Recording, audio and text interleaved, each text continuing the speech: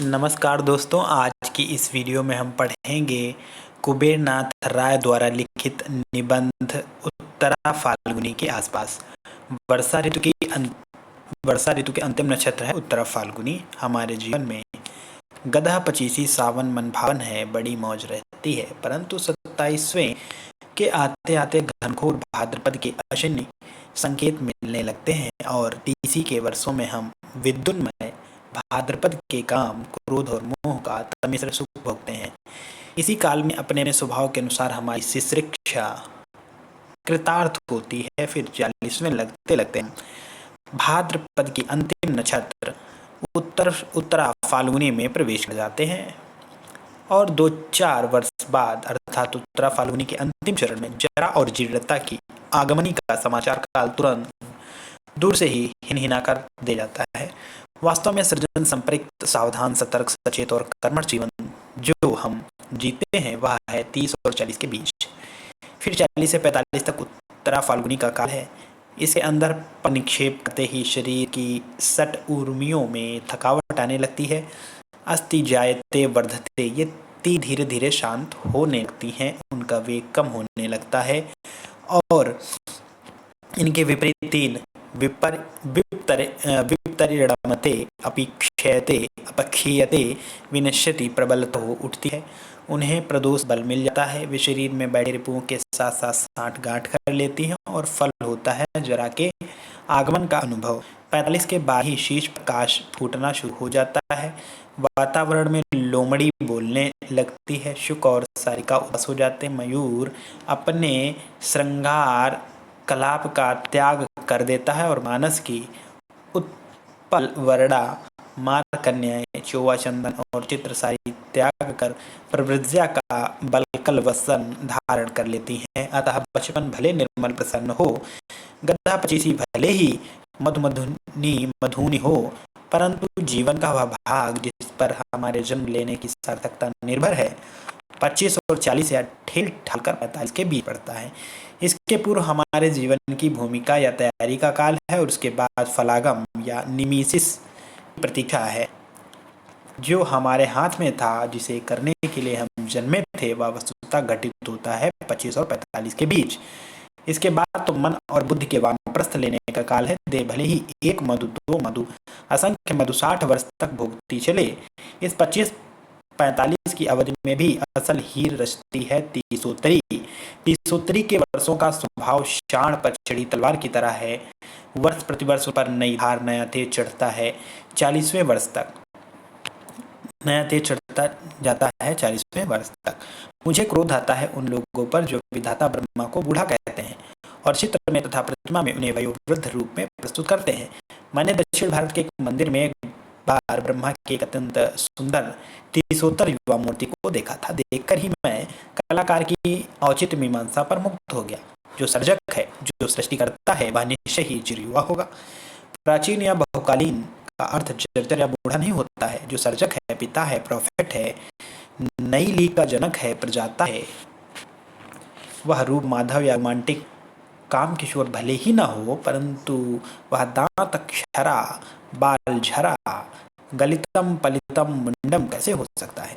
उसे तो अनुभवी पुंगव तीसोत्तर युवा के रूप में ही स्वीकारना होगा। जवानी का एक चमाचम धारदार खड्ग है। जवानी एक चमाचम धारदार खड्ग है। उस पर चढ़कर असी धारावृत या वीराचार करने वाली प्रतिभा ही पावक दग्ध होठों से देवताओं की भाषा बोल पाती है। युवा अंग के पोर में फास्फोरस चलता है और युवा मन में उस फास्फोरस का रूपांतर हजार हजार सूर्यों के सम्मिलित पावक में हो जाता है। मेरी समझ से सृष्टिकर्ता की, कवि की, विप्लव नायक की, सेनापति की, शूरवीर की, विद्रोही की कल्पना श्वेत केश वृद्ध के रूप में नहीं की जा सकती। अतः प्रजापति विधाता को सदैव 30 वर्ष के पट्टे सुंदर युवा के सुंदर रूप में ही कल्पित करना समीचीन है। वास्तव में 30वां वर्ष जीवन के सम्मुख फल उठाए एक प्रश्न चिन्ह को उपस्थित करता है और उस प्रश्न चिन्ह को पूरा उसका समाधान मूल्य हमें चुकाना ही पड़ता है। किसी भी पुरुष या नारी की कीर्ति गरिमा इसी प्रश्न चिन्ह की गुरुता और लघुता पर निर्भर करती है।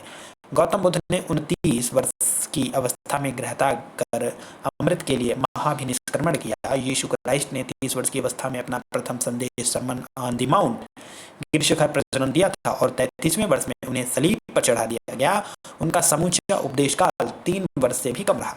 वाल्मीकि के अनुसार रामचंद्र को भी 30 के आसपास ही वास्तव में 27 वर्ष की वयस में वनवास हुआ था। उस समय सीता की आयु 18 वर्ष की थी और वनवास के 13वें वर्ष में अर्थात सीता के 30वां पार करते करते ही सीता हरण की ट्रेजेडी घटित हुई थी। अतः 30वां वर्ष सदैव वर्ण के महामुहूर्त के रूप में आता है और संपूर्ण दशक उस वर्ण और तेज के दाह से अविष्ट रहता है। 30उत्तर दशक जीवन का घनघोर कुरुक्षेत्र है। यह काल गधा पचीसी के विपरीत एक क्षुरधार काल है, जिस पर चढ़कर पुरुष या नारी अपने को आविष्कृत करते हैं, अपने मर्म और धर्म के प्रति अपने को सत्य करते हैं तथा अपनी अस्तित्वगत महिमा उद्घाटित करते हैं, अथवा कम से कम ऐसा करने का अवसर तो अवश्य पाते हैं। 40 लगने के बाद 45 तक यथास्थिति की उत्तरा फाल्गुनी चलती है, पर इसमें ही जीवन की प्रतिकूल और अनुकूल उर्मियां परस्पर के संतुलित को खोना प्रारंभ कर देती हैं और प्राण शक्ति अवरोहण की ओर उन्मुख हो जाती है। इसके बाद अनुकूल उर्मियां स्पष्टता थकार होने लगती हैं और प्रतिकूल उर्मियां प्रबल होकर देह की गांठ गांठ में बैठे रूपों से मेल कर बैठती हैं। मन हारने लगता है, सृष्टि अनाकर्षक और प्रतिकूल लगने लगती है, बुद्धि का तेज घट जाता है और वह स्वीकार पंथी कन्फर्मिस्ट होने लगती है एवं आत्मा की दाहक तेजमयी शक्ति पर विकार का धूम्र छाने लगता है। मैं तो यहाँ पर 45वें वर्ष की बात कर रहा हूँ, परंतु मुझे स्मरण आती है दोस्तोयेव्स्की, जिसने 40 के बाद ही जीवन को धिक्कार दे दिया था। मैं 40 वर्ष जीत चुका हूँ, 40 वर्ष ही तो असली जीवन काल है। तुम जानते हो कि 40वां माने चरम बुढ़ापा। दरअसल 40 से ज्यादा जीना असभ्यता है, अश्लीलता है, अनैतिकता है। भला 40 से आगे कौन जीता है? मूर्ख लोग और व्यर्थ लोग। नोट्स फ्रॉम अंडरग्राउंड से दोस्तोयेव्स्की की उस उक्ति का यदि शाब्दिक अर्थ न लिया जाए तो मेरी समझ से इसका यही अर्थ होगा कि 40 वर्ष के बाद जीवन के सहज लक्षणों का परिवर्तन सृजन का आत्मिक और मानसिक स्तरों पर ह्रास होने लगता है।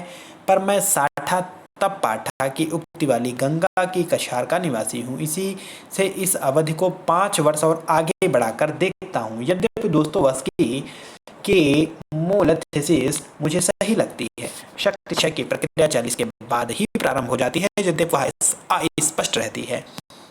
मैं इस समय 1972 ईस्वी अपना 38वां पावस झेल रहा हूँ। पूर्वा फाल्गुनी का विकार से यौवन जल पी कर मैं क्षिप्त से भी आगे एक पग विक्षिप्त हो चुका हूँ और शीघ्र ही मोहमोड़ होने वाला हूँ। भाद्र की पहली नक्षत्र है मघा। मघा में अगाध जल है। पृथ्वी की तृषा अश्लेषा और मघा के जल से ही तृप्त होती है। यदि मघा में धरती की प्यास नहीं बुझी तो उसे अगले संवत्सर की प्रतीक्षा करनी पड़ती है। न केवल परिमाण में बल्कि गुण में भी मघा का जल श्रेष्ठ है। मघा मेघ की झड़ी झकोर का स्तव गान कवि और किसान दोनों खूब करते हैं। बरसे मघा झकोर झकोरी, मोर दुई नयन जुई जस ओरी। मघा बरसी मानो दूध बरसा मधु बरसा। इस मघा के बाद आती है पूर्वा फाल्गुनी, जो बड़ी ही रद्दी कंडम नक्षत्र है। इसका पानी फसल जायदाद के लिए हानिकारक तो है ही, उत्तर भारत में बाढ़ वर्षा का भय भी सर्वाधिक इसी नक्षत्र काल में रहता है। इसी से उत्तर भारतीय गंगा तीर किसान इसे एक कीर्तिनाशा कर्मनाशा नक्षत्र मानते हैं। इसके बाद आती है उत्तरा फाल्गुनी, भाद्रपद की अंतिम नक्षत्र, जो समूचे पावस में मघा के बाद दूसरी उत्तम नक्षत्र है। इसका पानी स्वास्थ्यप्रद और सौभाग्य कारक होता है। इस 38वें पावस में अपने जीवन का पूर्वा फाल्गुनी काल भोग रहा हूँ, यद्यपि साथ ही साथ द्वार पर उत्तरा फाल्गुनी का आगमन भी देख रहा हूँ। 40 आने में अब कितनी देर ही है। अतः आज पूर्वा फाल्गुनी का अंतिम पान पात्र मेरे होंठों से संलग्न है। क्रोध मेरी खुराक है, लोभ मेरा नयन अंजन है और काम भोजन मेरी क्रीड़ा सहचर है। इनको ही मैं क्रमशः विद्रोह, प्रगति और नवलेखन कहकर पुकारता हूँ। भले ही यह विकार जल हो, भले ही इसमें श्रेय प्रेय गति मुक्ति कुछ भी न हो, परंतु इसमें जीर्णता और जर्जरता नहीं। यह जरा और वृद्धित्व का प्रतीक नहीं। पूर्वा फाल्गुनी द्वारा प्रदत्त विक्षिप्तता भी यौवन का ही एक अनुभव है। मुझे लग रहा था कि मेरे भीतर कोई उपंग बजा रहा है। क्योंकि मेरे सम्मुख द्वार पर कालटिन अर्थात उत्तरा फाल्गुनी त्रिभंग रूप में खड़ी है और मैं उसमें मार की 3 कन्याओं त्रिषा, रति और आरती को एक साथ देख रहा हूँ। कांचन पद्म, कांति कर पल्लव, कुड़ित केश, बिंबाधर, विशाल बंकिम भ्रू, दक्षिणावर्त नाभि और त्रिबली रेखा से युक्त उस भुवन मोहन रूप को मैं देख रहा हूँ और उसके आगमन में अपने भीतर बजती उपंग को निरंतर सुन रहा हूँ। उपंग एक विचित्र बाजा है। काल पुरुषों की उंगलियां चटाक चटाक पड़ती हैं और आहत नाद का छंदोबद्ध रूप निकलता है बीच बीच में हिचकी के साथ। यह हिचकी भी उसी काल विदूषक की बढ़ती है और यह उपंग के तालबद्ध स्वर को अधिक सजीव और मार्मिक कर देती है। मैं अपने भीतर बजते यौवन का यह उपंग संगीत सुन रहा हूँ और अपने मनोविकारों का छक कर पान कर रहा हूँ। मुझे कोई चिंता नहीं, अभी वानप्रस्थ का शरदकाल आने में काफी देर है। इस क्षण उसकी क्या चिंता करूं? इस क्षण तो बस मौज ही मौज है, भले ही वह कटुतिक्त मौज क्यों न हो। काम भुजंग के डसने पर तो नीम भी मीठी लगती है। अतः यह काल नटी, यह पूर्व फाल्गुनी या उत्तरा फाल्गुनी, यह नैना जोगिन कितनी भी भ्रांति माया या मृगजल क्यों ना हो, मैं इसके रूप में आबद्ध हूँ। इसमें मुझे वही स्वाद आ रहा है जो मायापति भगवान को अपनी माया के काम मधु का स्वाद लेते समय प्राप्त होता है और जिस स्वाद को लेने के लिए वे परम पद के भास्वर सिंहासन को छोड़कर हम लोगों के बीच बार बार आते हैं। अतः इस समय मुझे कोई चिंता, कोई परवाह नहीं, परंतु एक न एक दिन अक्षर भी निश्चय ही उपस्थित होगा जिसकी श्रृंगारहीन शरद यवनिका के पीछे जीर्ण हेमंत और मृत्यु शीतल शिशिर की प्रेत छाया झलकती रहेगी। उस दिन तुम क्या करोगे? है तुम्हारे पास कोई बीज मंत्र, कोई टोटका, कोई धारणी मंत्र जिससे तुम अगले 20-22 वर्षों के लिए उस उत्तरा फाल्गुनी के पगों को स्तंभित कर दो और वह अगले 20-22 वर्ष तुम्हारे द्वार देश पर शिथिल दक्षिण चरण ईसत कृंचित जानू के साथ आभंग मुद्रा में नतग्रीव खड़ी रहे और तुम्हारे हुक्म की प्रतीक्षा करती है कोई ऐसा जीवन दर्शन, ऐसा सिद्धाचार, ऐसी काया सिद्ध जिससे बाहर बाहर शरद शिशिर पतझार हेमंत आए और जूझते हार खाते चले जाएं, परंतु मनस की द्वार देहरी पर यह उत्तरा फाल्गुनी एक 60 वर्ष की आयु तक बनी रहे? है ऐसा कोई उपाय? है कोई ऐसा उपाय? यह प्रश्न रह रह कर मैं स्वयं अपने ही से पूछता हूँ। आज से 13 वर्ष पूर्व भी मैंने इस प्रश्न पर चिंता की थी और उक्त चिंतन से जो समाधान निकला उसे मैंने कार्य रूप में परिणत कर दिया, परंतु इन 13 वर्षों में असंख्य भाव प्रतिभाओं के मुंडपात हुए हैं और आज मैं मूल्यों के कबंध वन में भाव प्रतिभाओं के केतु कांतार में बैठा हूँ। आज जगत वही नहीं रहा जो 13 वर्ष पूर्व था। एक ग्रीक दार्शनिक की उक्ति है कि एक नदी में हम दोबारा हाथ नहीं डाल सकते क्योंकि नदी की धार क्षण प्रतिक्षण और होती जा रही है। काल प्रवाह भी एक नदी है और इसकी भी कोई बूंद स्थिर नहीं। अतः शताब्दी और 8वें दशक के इस प्रथम चरण में मुझे उसी प्रश्न को पुनः पुनः सोचना है। कैसे जीर्णता या जरा को यदि संपूर्णतः जीतना असंभव हो तो भी फांकी देकर यथासंभव दूरी तक वंचित रखा जाए। कैसे अपने दैहिक यौवन को नहीं तो मानसिक यौवन को ही निरंतर धारदार और चिरंजीवी रखा जाए। उस दिन तो मैंने सीधा साधा उत्तर ढूंढ निकाला था। ययाति की तरह पुत्रों से यौवन उधार लेकर, अर्थात मैं कोई नौकरी ना करके कॉलेज में अध्यापन करूं तो मुझे 55 या 60 वर्ष की आयु तक युवा शिष्य शिष्याओं के मध्य वास करने का अवसर सुलभ होगा।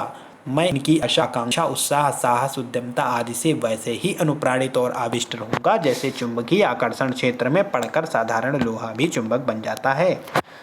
परंतु विगत दशक के अंतिम 2 वर्षों में जब मेरे ये बालखिल्य सहचरगण छिन्नमस्ता राजनीति के रंगरूट बनने लगे, जब इन्होंने मेरे गुरुओं गांधी, विवेकानंद, विद्यासागर, सराशुतोष की प्रतिमाओं का एवं उनके द्वारा प्रतिपादित मूल्यों का अनर्गल मुंडपात करना शुरू कर दिया, जब इनके नए दार्शनिकों ने कहना प्रारंभ किया कि अध्यापक और छात्र के बीच श्रेणी शत्रु का संबंध है क्योंकि अध्यापक भी स्थापित व्यवस्था का एक अंग है और व्यवस्था का भंजन ही श्रेष्ठतम पुरुषार्थ है, तब देश में घटित प्रतीत होती हुई इन घटनाओं का विचार करके और क्रांति तथा नई पीढ़ी के दार्शनिकों यथा हिबर्ट, मार्क्यूज, चे गुवेरा, ब्रेंडिट कोहन आदि की चिंतन धारा से यथासंभव अल्प स्वल्प परिचय पा करके मैं इस निष्कर्ष पर पहुंचा कि मैं इन अपने भाइयों, अपने हृदय के टुकड़ों के साथ जो आज छिन्न मस्ता राजनीति के रंगरूट हैं, कुछ दूर तक आधे जा सकता हूँ।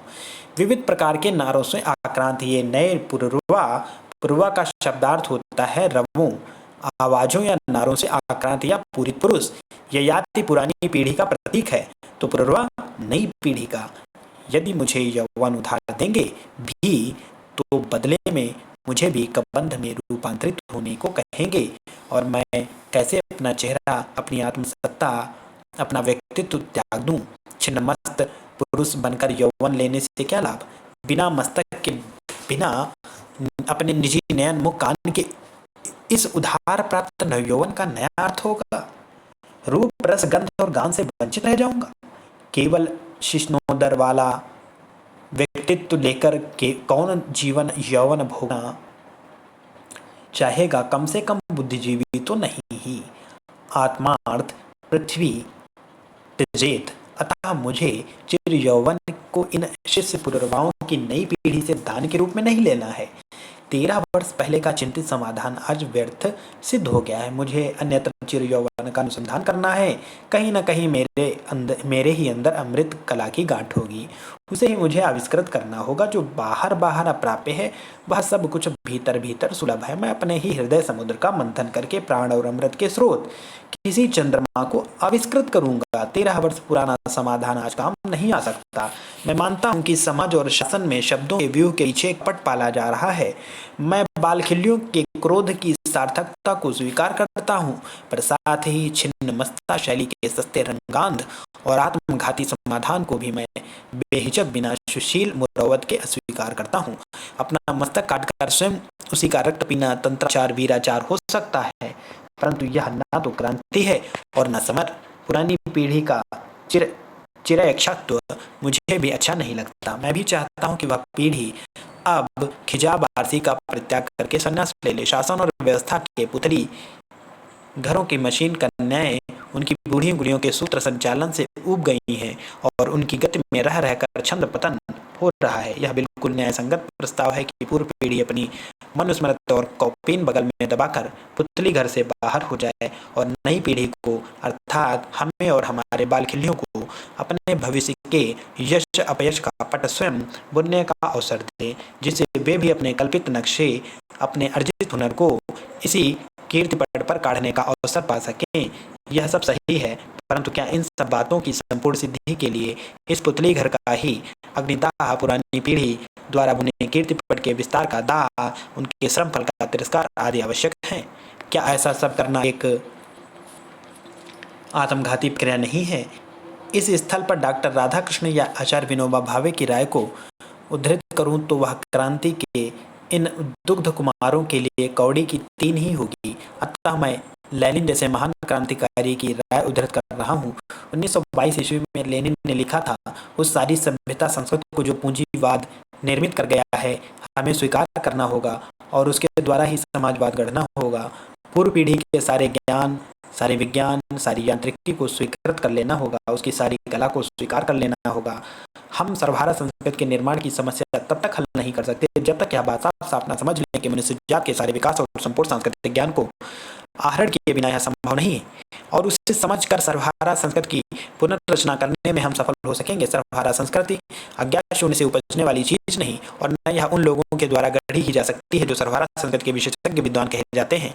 ये सब बातें मूर्खतापूर्ण हैं, इनका कोई अर्थ नहीं होता। सर्वहारा संस्कृत उसी ज्ञान का स्वाभाविक साथ विकास होगी जिसे पूंजीवादी, सामंतवादी और अमलातांत्रिक व्यवस्थाओं के जुए के नीचे हमारी संपूर्ण जाति ने विकसित किया है। यह बात स्वामी दयानंद या पंडित महावीर द्विवेदी की होती तो बड़ी आसानी से कह सकते, मारो गोली, सब बुर्जुआ बकवास है। पर कहता है क्रांतिकारियों का पितामह लेनिन, जिसे एक कट्टर बंगाली मार्क्सवादी नीरेंद्रनाथ राय ने अपनी पुस्तक शेक्सपियर हिज ऑडियंस के पृष्ठ 49-50 पर उद्धृत किया है। आज प्राय लोग पुकार कर कहते हैं, देखो देखो जोखिम उठा रहा हूँ, मूल्य भंजन कर रहा हूँ। अरे बंधु, जोखिम उठा रहे हो या नाम कमा रहे हो? यह तो आज अपने को प्रतिष्ठित बनाने और जागृत सिद्ध करने का सबसे सटीक तरीका, शॉर्टकट यानी तिरछा रास्ता है। जोखिम तुम नहीं उठा रहे हो, तुम तो धार के साथ बह रहे हो, और यह बड़ी आसान बात है। आज जोखिम वह उठा रहा है जो नदी की वर्तमान धारा के प्रतिकूल धार के हुक्म को स्वीकारते हुए कह रहा है, मूल्य भी क्या तोड़ने की चीज है जो तोड़ोगे?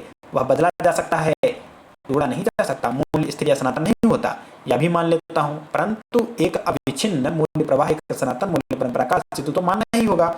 नए बाल खिले दार्शनिक कहेंगे यह धार के विपरीत जाना हुआ, यह तो प्रतिक्रियावाद है। ऐसी अवस्था में मेरा उन्हें उत्तर है, कभी कभी नदी की धार पथभ्रष्ट भी हो जाती है। वह सदैव प्रकृति की दिशा में ही नहीं बहती, वह स्वभाव से अधोगति की ओर जाने वाली होती है। और आज तो वन्याकाल है, वन्याकाल में धार पथभ्रष्ट रहती है। वह कर्मनाशा कीर्तिनाशा कालमुखी बनकर हमारे गांव को रसातल में पहुंचाने आ रही है।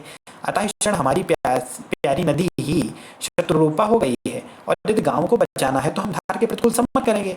जिन्हें हम अपना घर द्वार फूंक कर तमाशा देखकर मौज लेने वाले आत्मभोगी वीरों की संतानें नहीं है, तो हमें इस नदी से समर करना ही होगा। यही हमारी जिजीविका की मांग है। और इसके प्रतिकूल जो कुछ कहा जा रहा है, वह नई पीढ़ी की बात हो या पुरानी की, मुमुक्षा की मुक्ति भोग है, मुमुक्षा का मुक्ति भोग है। यह सब विद्रोह नहीं, बुर्जुआ डेथविश का नया रूप है।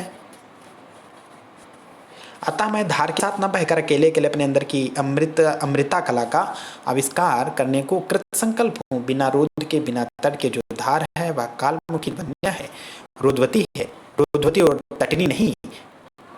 यूं यह तो मैं मानता ही हूँ कि सर्जक के रचनाकार के लिए नॉन कन्फर्मिस्ट होना जरूरी है। इसके बिना उसकी शिक्षा प्राणवती नहीं हो पाती और नई लीक नहीं खुल पाती। अतः मुझे भी विद्रोही दर्शनों से अपने को किसी न किसी रूप में आजीवन संयुक्त रखना ही है। एक लेखक होने के नाते यही मेरी नियति है, और इस तथ्य को अस्वीकृत करने का है अपनी शिक्षा का सारी संभावनाओं का अवरोध।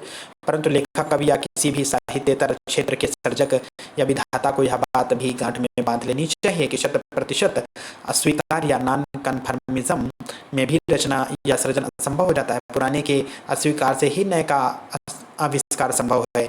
यह कुछ हद तक ठीक है, परंतु नए भावों या विचारों के उद्गम के बाद उपकरण या अभिव्यक्ति के साधन का प्रश्न उठता है, और इसके लिए नॉन कन्फर्मिज्म को त्याग कर 75% पुराने उपकरणों में से ही निर्वाचित, संशोधित करके उसको स्वीकार कर लेना होता है। रचना की आइडिया के आविष्कार के लिए तो अवश्य विद्रोही मन चाहिए, परंतु रचना का कार्य प्रोसेस आइडिया के विचार के साथ ही समाप्त नहीं हो जाता। रचना प्रक्रिया में स्वीकारवादी मन की भी उतनी ही आवश्यकता है, अन्यथा आइडिया या ज्ञान का क्रिया में रूपांतर संभव नहीं।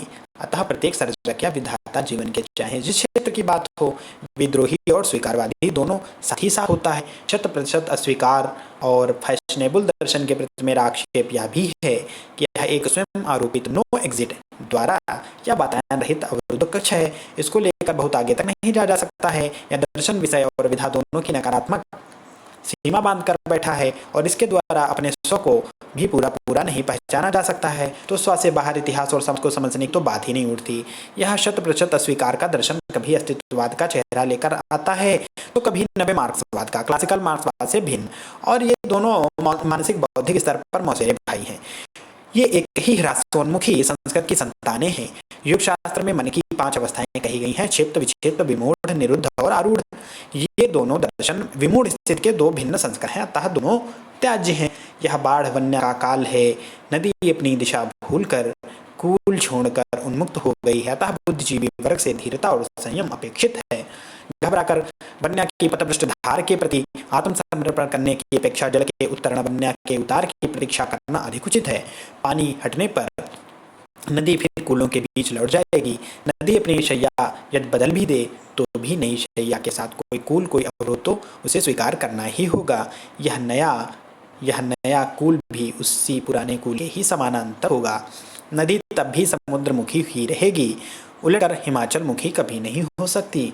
अतः इस वन्या नाट्य के विस्कंभक के बीच का समय मैं न तो बहुत महत्वपूर्ण मानता हूँ और न बहुत चिंताजनक। मैं बिल्कुल अविचलित हूँ। मेरा विश्वास है कि कल नहीं परसों हम अर्थात पुरानी पीढ़ी का युवा और मेरे बाल खिले छात्राएं अर्थात नई युवा पीढ़ी दोनों मिलकर इस शासन और व्यवस्था के पुती घर की नृत्य कन्याओं के कथक नृत्य को साथ साथ संचालित करेंगे। यह पुतली घर ऐसा है, इसमें अनुशासित, संयमित, तालबद्ध तक ही चल सकता है, अन्यथा जरा भी छन्न पतन होने पर कोई न कोई भयावह पुतली एक ही झपट्टे में हड्डियां तक बच्छड़ कर डालेगी, क्योंकि इन पुतलियों में से कोई विषकन्याएं भी हैं। अतः मैं चेष्टा करूंगा कि अपने अंदर की अमृता कला का आविष्कार करके इस उत्तरा फाल्गुनी काल को 20-22 वर्ष के लिए अपने अंतर में स्थिर चल कर दूं। बाहर बार चाहे शब्द बहे या निदाघ हु करे, तब मैं अपने बालक खिल्ले सहचरों के साथ व्यवस्था की इन पुतलियों का छंदोबद्ध नृत्य भोग सकूंगा। और एक दिन वह भी आएगा जब कोई चिल्लाकर मेरे कानों में कहेगा, 5 o'clock, 5 बज गए। कोई मेरे शीश पर घंटा बजा जाएगा, कोई मेरे हृदय में बोल जाएगा, बहुत हुआ, बहुत भोगा, अब नहीं। अब अहम अमृतम इच्छामि, अहम वानप्रस्थचरिष्यामि। और तब मैं व्यवस्था के पुतली घर की इन यंत्र कन्याओं से माफी मांगकर उत्तर पुरुष की जय जयकार बोलते हुए मंच से बाहर आ जाऊंगा और अपने को विसर्जित कर दूंगा, लोकारण्य में खो जाऊंगा, अपरिचित वृक्षोपम अवसर प्राप्त रिटायर्ड स्थाणुओं के महाकांतार में। पर अभी नहीं, अभी तो मैं विश्वेश्वर के सांड की तरह जवान हूँ। और यह निबंध यहीं पर समाप्त होता है। बहुत बहुत धन्यवाद।